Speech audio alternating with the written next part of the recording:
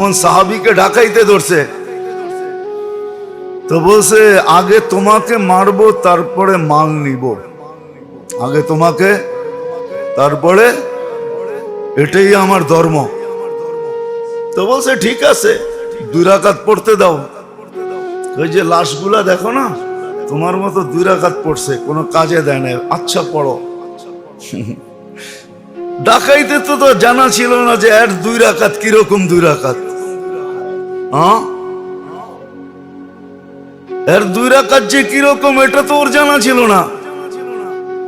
তো সে 2 রাকাত পড়তেছে, সালাম ফিরাবে, ডাইন দিকে ফিরায় দেখতেছে সুদর্শন যুবক দাঁড়ায় আছে, হাতে তরবারি, চেহারার থেকে নূর ঝলসায় পড়তেছে। যেই ভীতি ছিল চেহারা দেখে ভীতি ভিতর থেকে বাহির হয়ে গেছে। দ্বিতীয় সালাম ফিরায় বলল কে তুমি, পরিচয় কি? ওয়ারে নিজে ডাইকা আনলা, আবার জিজ্ঞাসা করো পরিচয় কি? তুমি তো ডাইকা আনলা। তো ভাবতেছে কোন সময় ডাইকা আনলাম, তুমি না পড়তেছিলা, তুমি না সেজদায় দোয়া পড়তেছিলা,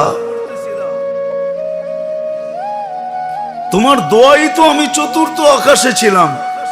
প্রথমবার পড়ছো তো তৃতীয়তে চলে আসছি, দ্বিতীয়বার পড়ছো তো দ্বিতীয়তে চলে আসছি, তৃতীয়বার পড়ছো তো প্রথমে চলে আসছি, চতুর্থবার আয়সা দাঁড়ায় গেছি, তোমার দুশমন জাহান্নামে পৌঁছা গেছে। তো বলছে শুধু আমার জন্য?